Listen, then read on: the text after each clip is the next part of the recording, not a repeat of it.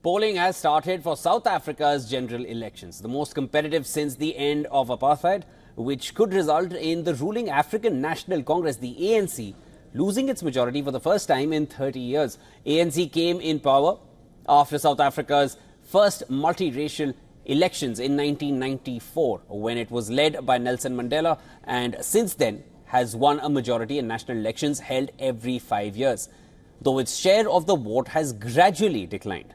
Among opposition parties vying for power is the pro-business Democratic Alliance, which won the second largest vote share back in 2019 and has formed an alliance with several smaller parties to try to broaden its appeal.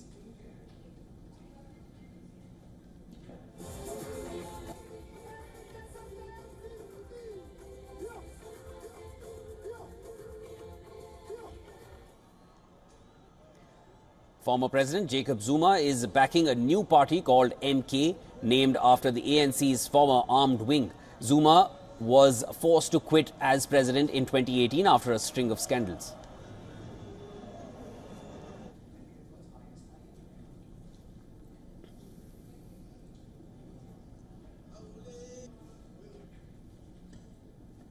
According to recent polls, the ANC, led by President Cyril Ramaphosa, may experience a first ever decline in its percentage of the vote below 50%.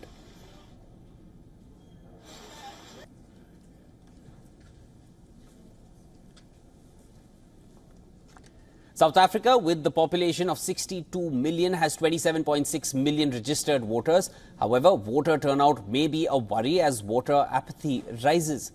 But many in the country are fed up with high unemployment, currently at 32.9%, rampant crime, corruption scandals, and regular power cuts and water shortages. Now, in 2023, just last year, the economy grew a meager 0.6%. It is anticipated that the Election Commission will begin disclosing preliminary results shortly after polls close. The Commission has 7 days to announce final results.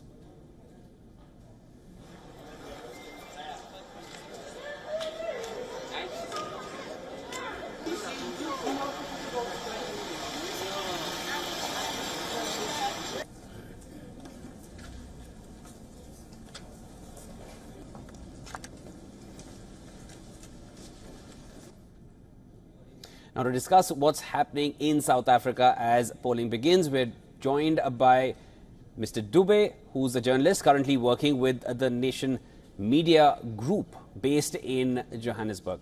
Welcome to WION World is One, Mr. Dube.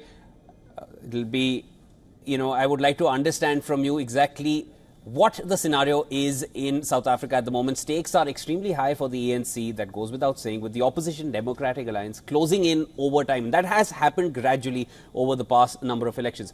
What are the chances we see an anti-incumbency this time? Good morning to the viewers. Look, quite a very crucial election, the seventh, since South Africa obtained democracy in 1994. I think you've seen over the years the grip of the ruling party, the ANC, obviously, them losing their grip. From 62.5% in 1994, down to just about 50% in the last election. So the DA, Democratic Alliance, has been closing the gap slowly. The EFF has also been coming very strong. So the expectation, obviously, on the back of increased unemployment, power cuts, corruption concerns, the expectation is that that number would further dwindle in this current election. And the likelihood is that the ruling party will need to go into a coalition with another party to rule.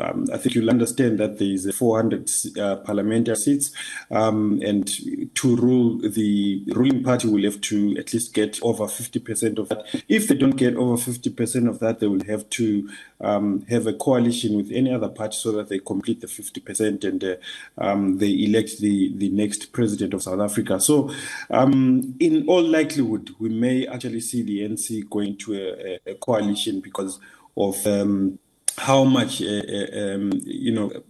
voters have lost confidence in the ruling party. But I think there's also the element of the younger people that we see, particularly on social media, commenting on these elections. You get the sense that not all of them would actually go to the to vote, which may obviously have an impact on the outcome of the election. Absolutely. Mr. Dubey, I want to come to that next. That's exactly what I wanted to understand. Voter turnout has been a cause of worry as voter apathy has been rising. I wanted to understand from you, why is there voter apathy given the condition of the current government and people are wanting change? Why is then there apathy over there? And is it possible to gauge the turnout at the moment? What is it looking like so far? Look, I think there's quite a number of reasons, and I think it doesn't only apply to South Africa. I think it's a general trend on the continent, particularly in the SADC, where I've had the privilege of covering elections. I think when you speak to young people, they generally would voice their concerns on social media, but they would not. Some of them would not register to vote. Some of them would not even turn up to vote. So the older generation, who obviously have confidence, have come a long way. In the South African context, the older generation who were there during apartheid, pre-1994, who understand how difficult life was for the black person, which is the majority in South Africa. So they are the people that would be going to the polls and obviously voting. And in most cases, they would vote for the ruling party, the ANC. And the young people that are seemingly fed up with the ruling party are the ones that would likely stay away from the elections. And I don't think that trend has changed much. In a population of 62 million, you're talking of 27.6 million registered voters, and not all of them are going to vote. That's for sure. So I think that's where the issue then becomes, because the young people are still staying away from voting. So the young voter is leaning towards the Democratic Alliance, and the earlier ones who've seen the struggles through the apartheid period would perhaps want to go for the current government. We are, of course, going to be tracking this closely. Thank you so much for sharing all your insights. That was Mr. Dubey joining us from Johannesburg. He's a journalist and getting us all his insights on how things are expected to pan out in South Africa. Thank you so much for your time. Thank you.